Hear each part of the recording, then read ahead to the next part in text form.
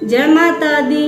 मैं ज्योतिषाचार्य वैष्णवी गौड़ दिव्य दृष्टि ज्योतिष कार्यालय से आज मैं आपको बताने जा रही हूँ कि हमें हमारे घर को स्वर्ग से भी सुंदर बनाने के लिए क्या उपाय करना चाहिए। कई बार महिलाएं अपनी दैनिक दिनचर्या में कुछ ऐसी गलतियां कर देती हैं जिन्हें उन्हें भविष्य में आने वाली परेशानियों के रूप में भोगना पड़ता है। तो चलिए अब बात करते हैं उन उपाय की कि हमें हमारे घर को स्वर्ग से भी सुंदर बनाने के लिए किन उपायों को करना चाहिए। चलिए अब बात करते हैं पहले उपाय की। हमें प्रतिदिन 1 रुपया लेकर हमारे घर के मंदिर में उसे रख देना है। अपने इष्ट देवी देवताओं पितरों के निमित्त उसे वहाँ रख देना है और उसके पश्चात जैसे जैसे दिन बीतते हैं अमावस्या की तिथि आने पर हमें प्रतिदिन इकट्ठा किए हुए रुपये को गौशाला में हरा चारा दान कर देना है। गौ माता को हरा चारा खिला देना है। तो इस प्रकार से ये उपाय जब आप करते हैं तो आप अपने जीवन में आपके घर में एक नए परिवर्तन को महसूस करेंगे और आप देखेंगे कि आप हर प्रकार से अपने घर में सुख और समृद्धि को प्राप्त करेंगे और आप हर प्रकार से जीवन में तरक्की दिन दोगुनी और रात चौगुनी उन्नति करेंगे। चलिए अब बात करते हैं दूसरे उपाय की। हमें हमारे घर के मंदिर में अपने कुल देवी देवता और अपने इष्ट देवता के निमित्त एक देसी घी का दीपक लगाना है और हमें एक अलग से अपने पितरों के निमित्त एक देसी घी का दीपक लगाना है। हम जो दीपक अपने कुल देवी देवता और इष्ट देवता का लगाएंगे उसे हम खड़ी बाती का दीपक लगाएंगे और जो दीपक हम हमारे पितरों के निमित्त लगाएंगे उसे हम लेटी बाती का दीपक बनाकर लगाएंगे। तो इस प्रकार से हम हमारे कुल देवी देवता और हमारे पितरों के निमित्त 2 दीपक लगाएंगे। यदि आपके घर में किसी के अकाल मृत्यु या अविवाहित व्यक्ति की मृत्यु हुई है तो उसके निमित्त आप एक दीपक अलग से लगाएंगे। तो इस प्रकार से जिनके घर में किसी के अकाल मृत्यु या अविवाहित व्यक्ति की मृत्यु हुई है तो वो व्यक्ति 2 दीपक लगाएंगे और जिनके घर में ऐसी कोई घटना घटित नहीं हुई है तो वो केवल 1 दीपक ही अपने पितरों के निमित्त लगाएंगे।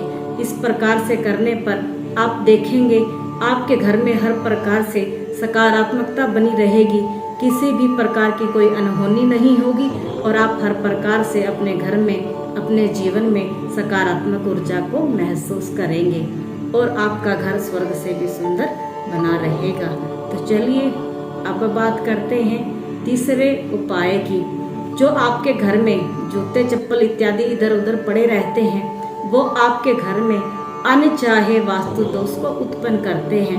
तो इसीलिए हमें जूते चप्पल इत्यादि वहीं रखनी चाहिए जो कि हमें जिस स्थान पर जूते चप्पल इत्यादि को रखना चाहिए। घर में इधर उधर पड़े जूते चप्पल नकारात्मक ऊर्जा की वृद्धि करते हैं। तो इसलिए हमें हमारे घर में अनचाहे वास्तु दोष से बचने के लिए जूते चप्पल इत्यादि को इधर उधर नहीं पड़े रहने देना चाहिए, उन्हें सही स्थान पर ही रखना चाहिए। चलिए अब बात करते हैं चौथे उपाय की। हमें प्रतिदिन तुलसी को जल देना चाहिए और तुलसी माँ की पूजा अर्चना करनी चाहिए। प्रतिदिन सुबह और शाम तुलसी माँ पर दीपक लगाने से, तुलसी माँ की पूजा अर्चना करने से तुलसी माँ हमारी हर प्रकार से रक्षा करती है और हमारे घर में हर प्रकार से सकारात्मकता बनाए रखती हैं और हमारे घर में अनचाही दुर्घटनाओं से हमें बचाती हैं, हमारी रक्षा करने में हर समय तत्पर रहती हैं। तो इसीलिए हमें तुलसी माँ की पूजा प्रतिदिन करनी चाहिए। आप देखेंगे कि धीरे धीरे आपका घर स्वर्ग से भी सुंदर बन जाएगा। आप हर प्रकार से अपने घर में सुख समृद्धि और दिन दोगुनी रात चौगुनी उन्नति को प्राप्त करेंगे। अब बात करते हैं 5वें उपाय की। हमें प्रतिदिन अपने घर के मेन गेट के दोनों पिल्लर, दोनों स्तंभों को जल से सुबह तथा शाम जल से सींचना चाहिए, उन्हें जल चढ़ाना चाहिए, क्योंकि प्रतिदिन हमारे कुल देवी देवता और हमारे पितर हमारे घर में सुबह और शाम अवश्य आते हैं।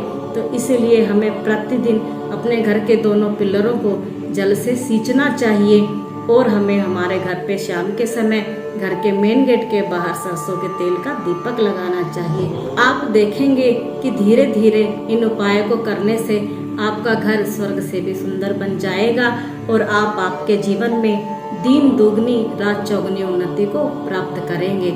यदि आपको ये सब जानकारी अच्छी लगे तो चैनल को सब्सक्राइब करें और लाइक करें।